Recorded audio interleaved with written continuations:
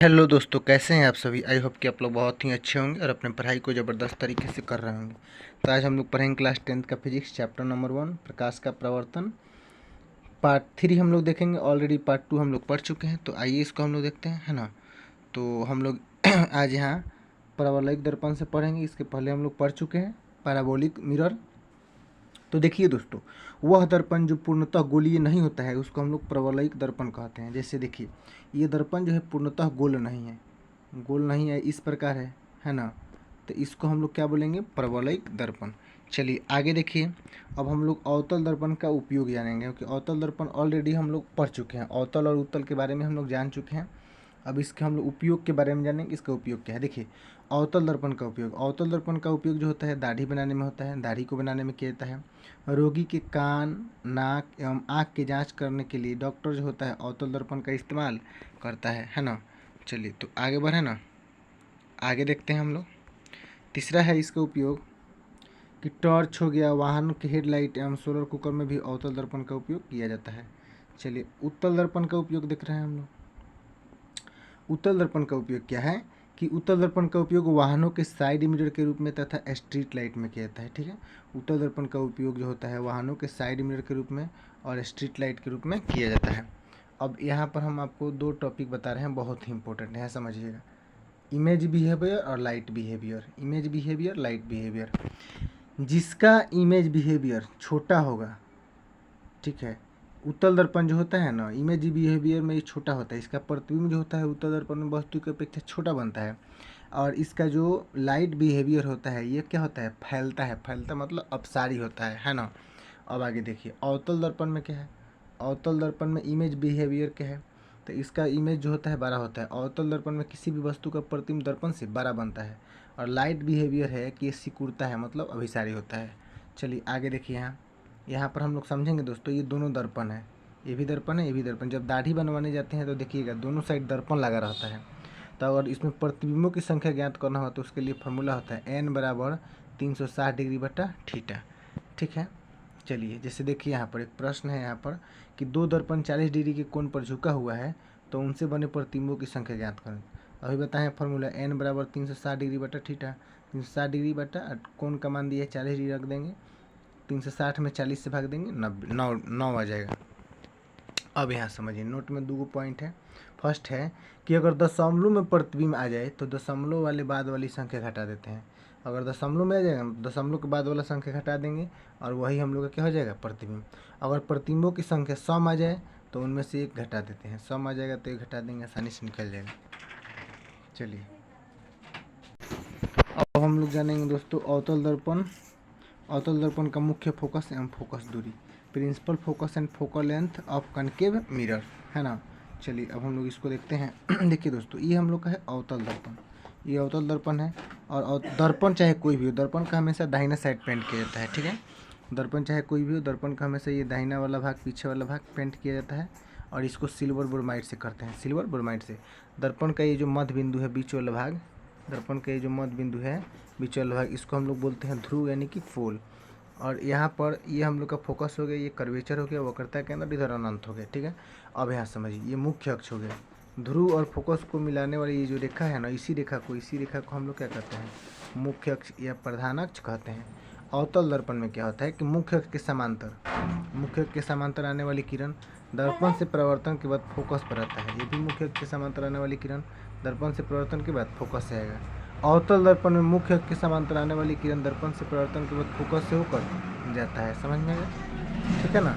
चलिए आगे देखिए, यहाँ पर लिख दिया गया है, जैसे आप लोग देख सकते हैं, लिखा गया है कि अवतल दर्पण के मुख्य अक्ष के समांतर आती किरणें प्रवर्तन के बाद मुख्य अक्ष पर एक बिंदु पर अभिसरित होती है। इस बिंदु को ही दर्पण का मुख्य फोकस कहते हैं।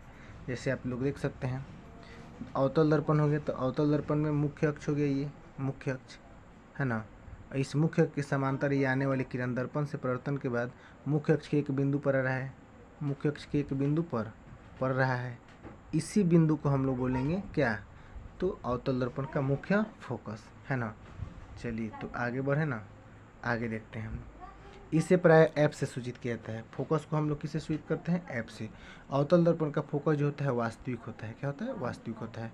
अवतल दर्पण को अभिसारी दर्पण क्यों कहते हैं हम लोग जानेंगे। देखिए यहाँ क्यों कहेंगे, चित्र के अनुसार हम लोग समझ सकते हैं। अवतल दर्पण में मुख्य अक्ष के समांतर, ये मुख्य अक्ष है, अवतल दर्पण में मुख्य अक्ष के समांतर आने वाली किरण जो है ये दर्पण से परावर्तन के बाद मुख्य अक्ष के एक बिंदु पर अभिसरित होती है। अभिसरित मतलब इकट्ठा होती है, ठीक है ना। इसीलिए उत्तर अवतल दर्पण को हम लोग अभिसारी दर्पण कहते हैं, ठीक है ना।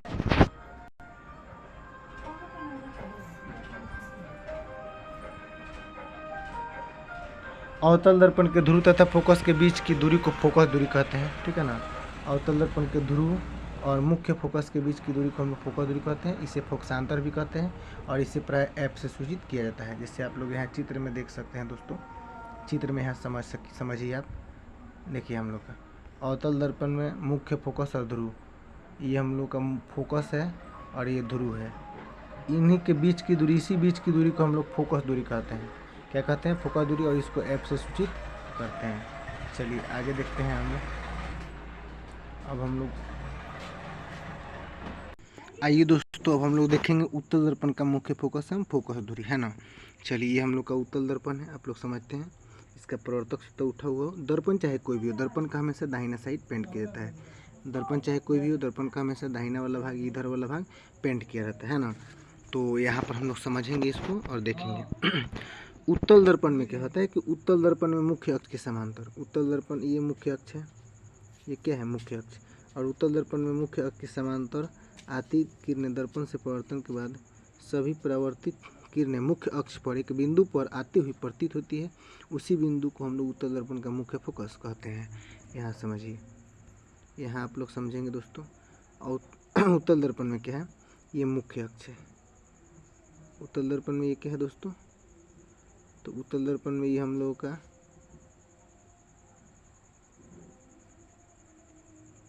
उत्तल दर्पण में ये हम लोग का मुख्य अक्ष है ना।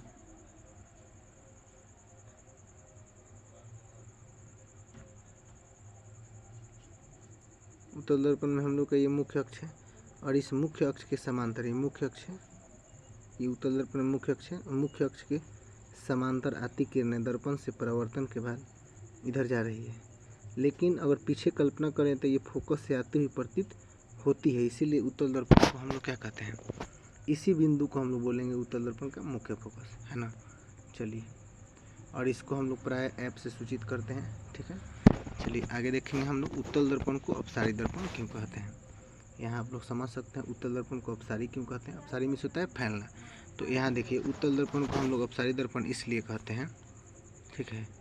उत्तल दर्पण को अपसारी दर्पण क्यों कहते हैं? तो उत्तल दर्पण को अपसारी दर्पण कहते हैं क्योंकि उत्तल दर्पण के मुख्य अक्ष के समांतर आने वाली प्रकाश की किरणें दर्पण से परावर्तन के बाद सारी प्रकाश की किरणें एक ही बिंदु से निकलती हुई प्रतीत होती है। इसीलिए हम लोग उत्तल दर्पण को अपसारी दर्पण कहते हैं। एग्जाम में ये क्वेश्चन पूछता है, नहीं भी है ये, ठीक है। चलिए यहाँ समझिए, हम लोग चित्र के अनुसार समझेंगे। यहाँ देखिए उत्तल दर्पण में ये मुख्य अक्ष है और मुख्य अक्ष के समांतर ये आती किरणें दर्पण से परावर्तन के बाद सभी किरणें जो होती है ना एक ही बिंदु से निकलती हुई प्रतीत होती है। इसीलिए हम लोग उत्तल दर्पण क्या कहते हैं? अपसारी कहते हैं। उत्तल दर्पण को हम लोग अपसारी दर्पण कहते हैं, ठीक है। चलिए आगे देखेंगे। गोलीय दर्पणों के लिए किरण आरेखों की बनावट अब हम लोग पढ़ेंगे। गोलीय दर्पणों के लिए किरण आरेखों की बनावट, इसको हम लोग नेक्स्ट पार्ट में पढ़ेंगे। तब तक के लिए धन्यवाद।